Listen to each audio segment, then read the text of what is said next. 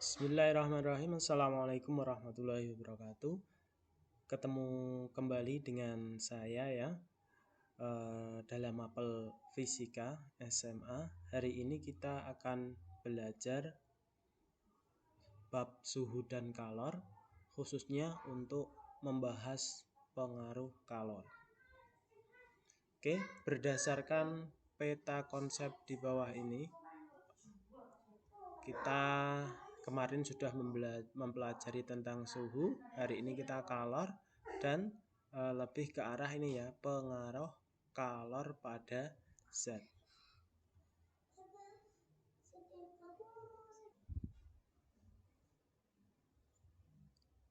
Jadi kemarin kita sudah membahas kalor ya. Jadi saya ulangi kembali lagi. Kalor itu adalah bentuk energi yang mengalir ya, bentuk energi yang mengalir dari suhu tinggi ke suhu yang rendah. Nah, jadi ini arti dari kalor. Terus kalau kalor itu terkena mengenai suatu zat, apa yang terjadi dengan zat tersebut? Oke, ini ya.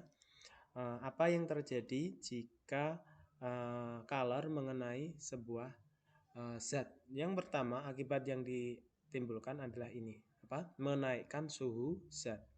Yang kedua adalah mengubah wujud zat. Kita bahas satu persatu. Kita mulai dari yang pertama ini, pengaruh kalor.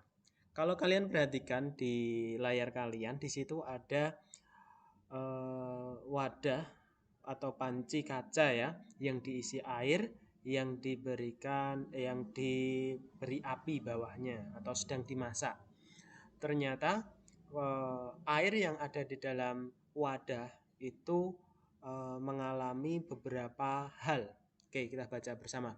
Gambar di samping menunjukkan air yang sedang dipanaskan hingga mendidih. Saat air dipanaskan, ada proses transfer energi dari zat ke zat lainnya yang disertai dengan perubahan suhu atau yang disebut dengan kalor. Itu tadi pengertian kalor ya.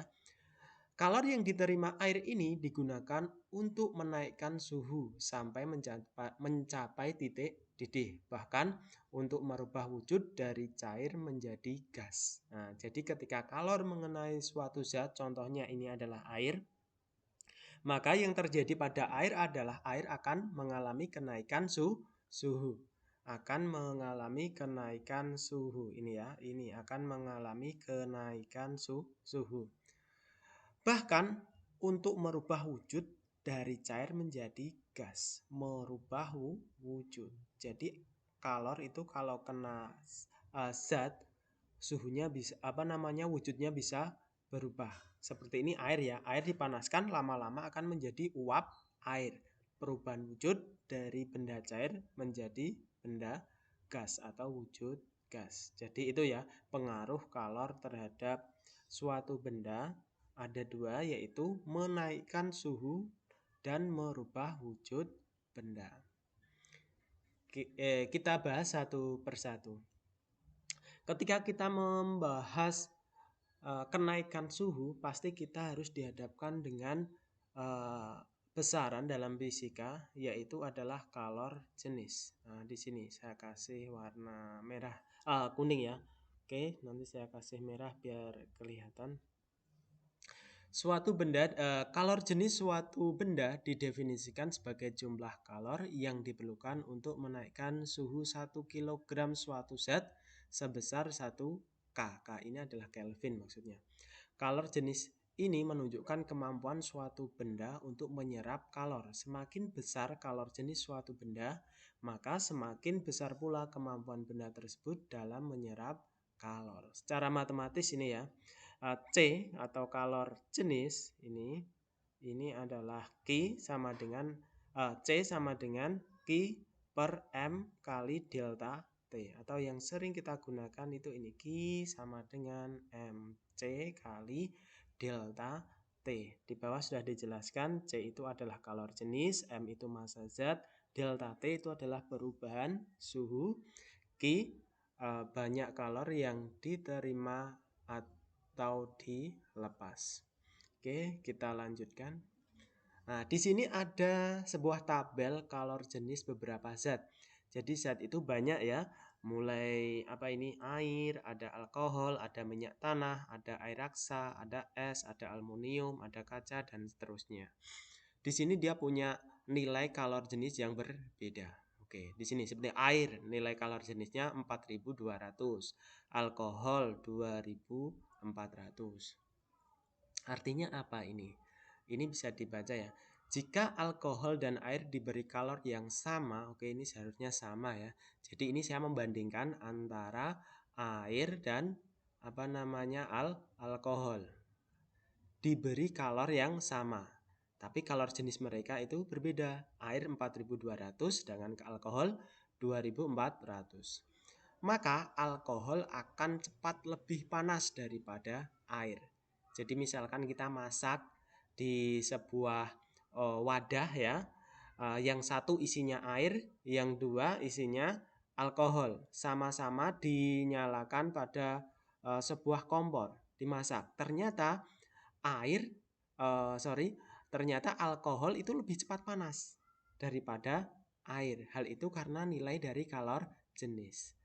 Peristiwa ini bisa dikaitkan secara matematis bahwa kalor jenis itu berbanding terbalik dengan perubahan suhu. Jadi semakin kecil kalor jenisnya, maka perubahan suhunya akan semakin cepat. Oke. Kita coba sebuah contoh soal di sini ya. Air sebanyak 3 kg bersuhu 10 dipanaskan hingga bersuhu 35 derajat Celcius. Jika kalor jenis 4200 Joule kilogram per derajat Celcius, tentukan kalor yang diserap air tersebut. Kita langsung aja coba ya. Kita tulis di sini D1. D1 ini warna yang enak, warna merah nggak apa-apa ya. Diketahui air sebanyak 3 kilo, berarti massa sama dengan 3 kg. Bersuhu 10 derajat Celcius, berarti T1 sama dengan 10 derajat Celcius. Dipanaskan hingga bersuhu 35, berarti T2 sama dengan 25 derajat Celcius. Kalor jenis air ini yang dimaksud ya. Karena yang dibahas dari atas adalah air. C sama dengan 4200 Joule per kilogram derajat Celcius. Nah ini pangkat -1 artinya per ya. Tentukan kalor yang diserap air tersebut, berarti D2.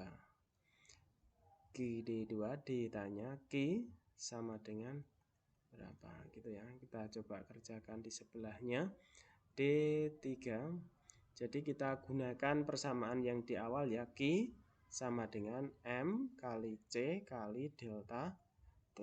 Oke, mungkin saya ganti warna merah ya biar kelihatan. Warna merah. Jadi Q sama dengan masanya berapa? 3 kilo. C-nya berapa? Kalor jenisnya 4200 dikali delta T. Lah, delta T ini adalah perubahan suhu sama dengan T2 min T1. T2-nya berapa? 35. Oke, ini tadi salah ya nulisnya saya. Ini harusnya 35. Oke, saya ganti. Berarti 35 dikurangi T1-nya 10. Berarti hasilnya adalah 25. Baru di sini masuknya adalah 25. Nah, ini tinggal kita menghitung ya. 3 dikali 4200 dikali 25. Kita coba 3 kali 25 itu 75 ya. Kita selesaikan di sini aja. Berarti 75 dikali 42. Oke, kita kalikan. Nolnya nanti tinggal nambahi. 2 kali 5, 0, 1, 14, 15. 4 kali 5, 20. Masih 2 ya. 4 kali berapa? 7, 28. Berarti 30. Ditambah 0, 5, 1, 3. Nah, tadi ini ada 2, berarti ini nolnya 2.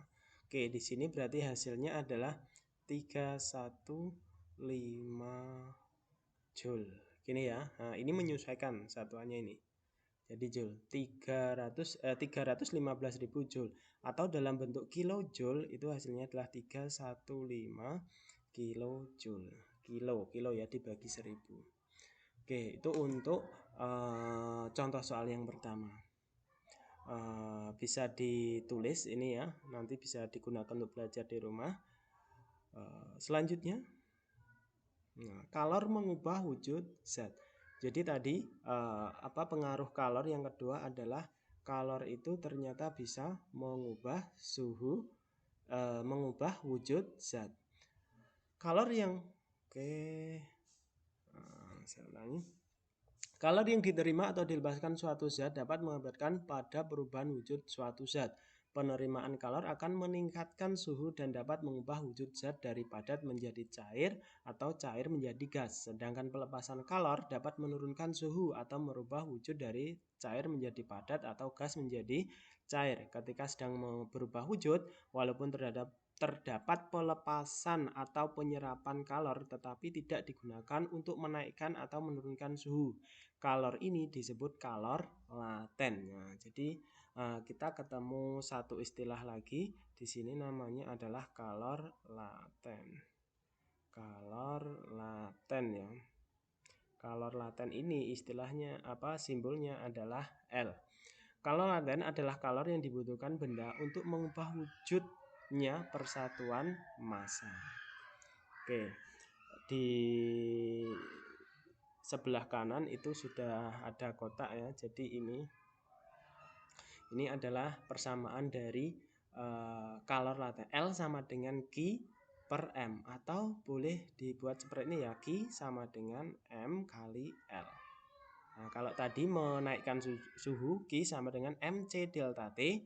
Ini untuk mengubah wujud, Q sama dengan M kali L. Lanjutnya, ada contoh soal.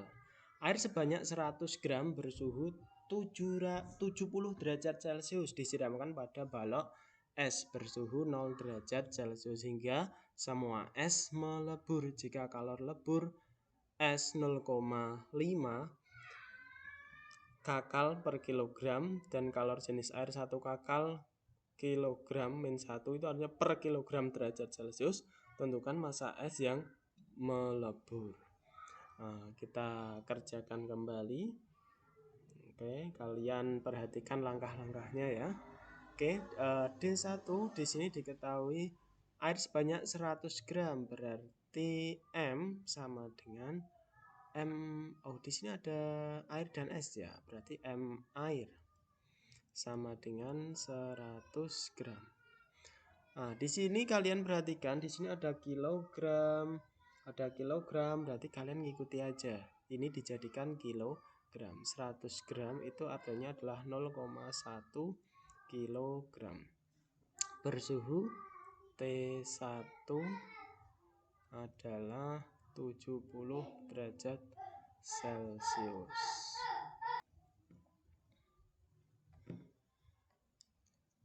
T1 diketahui 70 derajat Celcius.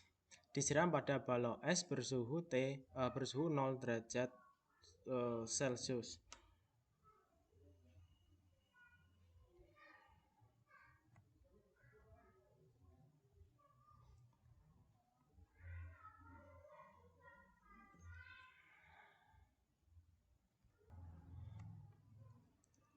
Berarti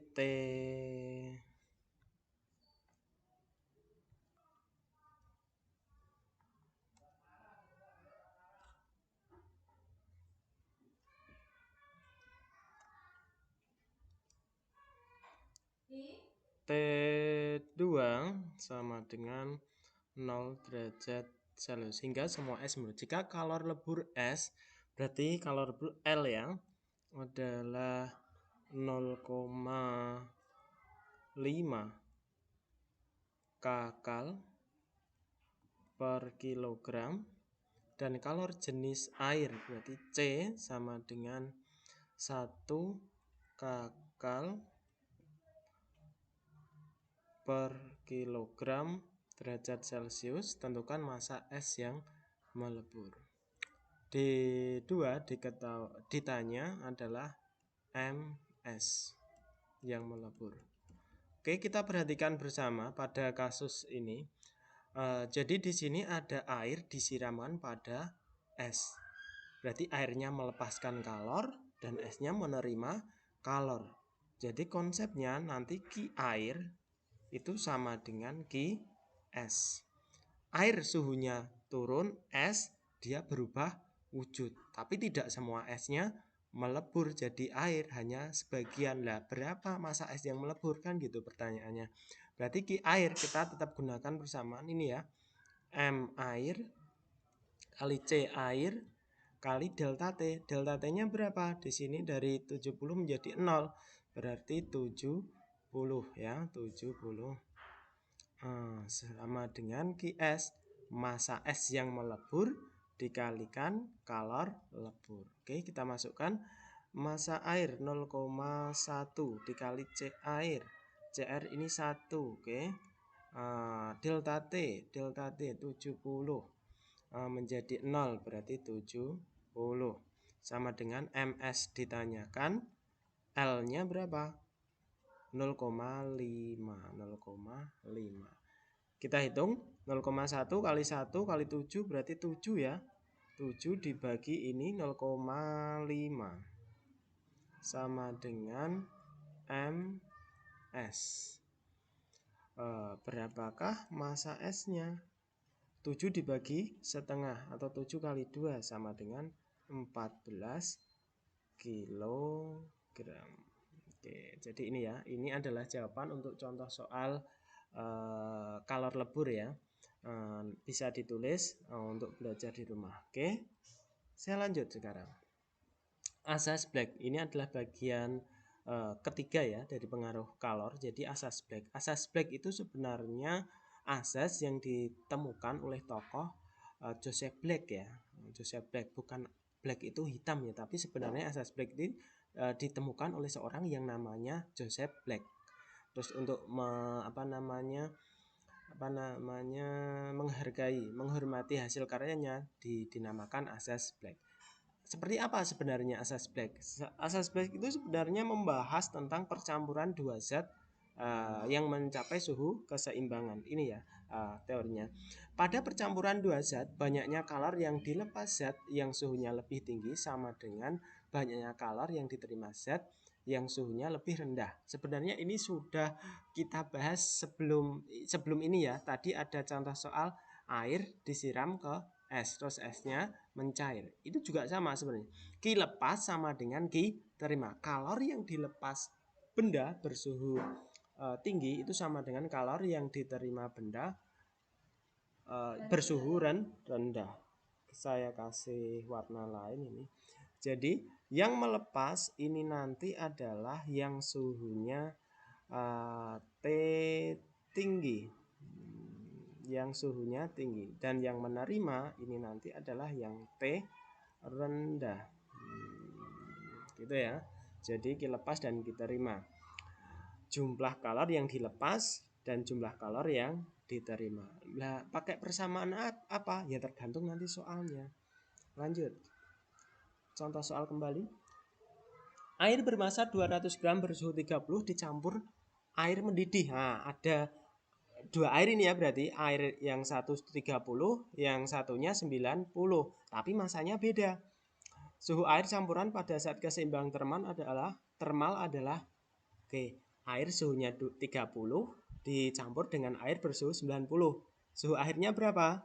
110. Apakah seperti itu? 120. Apakah seperti itu? 30 tambah 90? Ternyata tidak.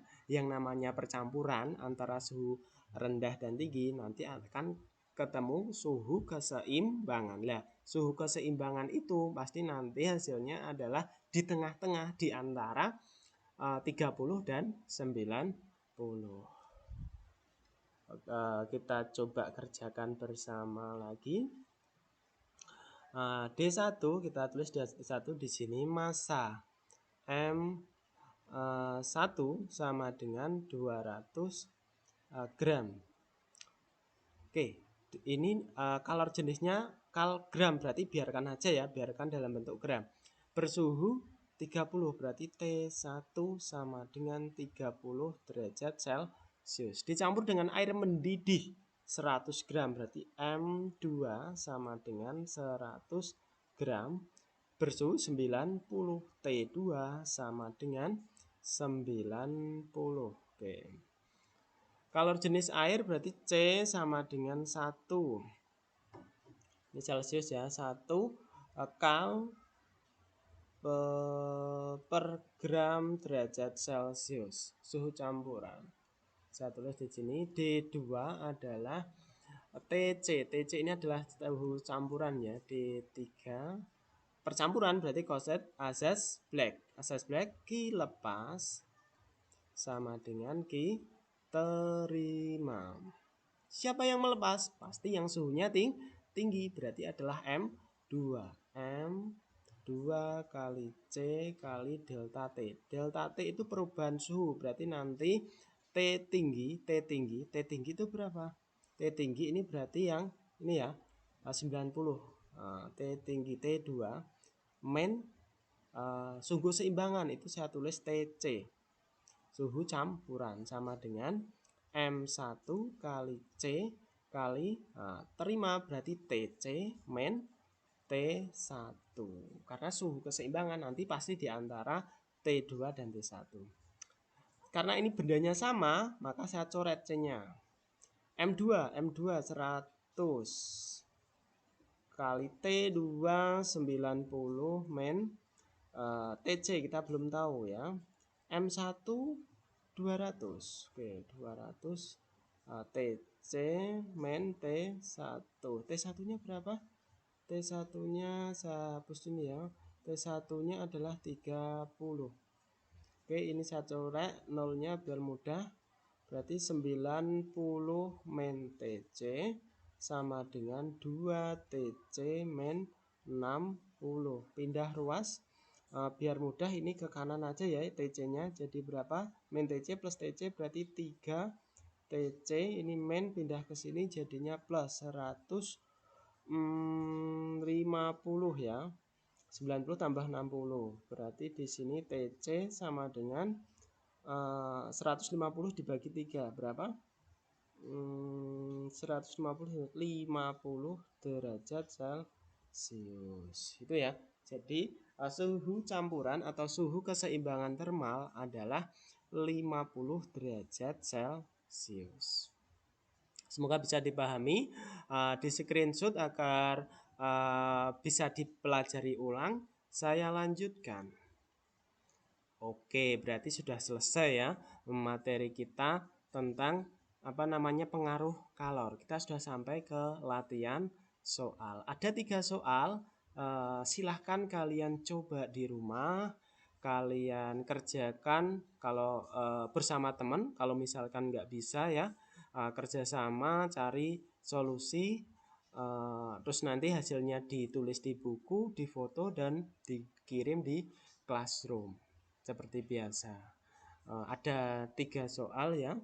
3 soal di sini. Nomor 1 terkait kalor jenis. Oke, kalor jenis berarti tadi ya MC delta T. Kemudian ada di sini sebongkah es massa demikian jika es ingin diubah menjadi air, berarti mengubah wujud. Berarti ini Q sama dengan yang nomor 1 ya, MC delta T. Yang ini Q sama dengan M kali L. Terus yang nomor 3 bla bla bla bla, tentukan keseimbangan. Keseimbangan berarti asas black Q lepas sama dengan Q terima. Silahkan kalian cari dari sumber manapun monggo agar bisa kalian mengerjakan soal-soal ini. Oke, silahkan di screenshot. Sudah? Oke, saya lanjutkan. Terima kasih. Tetap terapkan protokol kesehatan. Sayangi Anda dan keluarga Anda. Demikian untuk KBM kita hari ini. Semoga apa yang saya berikan walaupun sedikit mempunyai manfaat yang besar untuk kalian. Karena fisika itu sebenarnya sangat luas cakupannya. Semoga dengan hal-hal seperti ini, materi seperti ini nanti bisa menerapkan di kehidupan nyata. Saya akhiri pertemuan kita hari ini, kurang lebihnya saya mohon maaf. Tetap semangat. Assalamualaikum warahmatullahi wabarakatuh.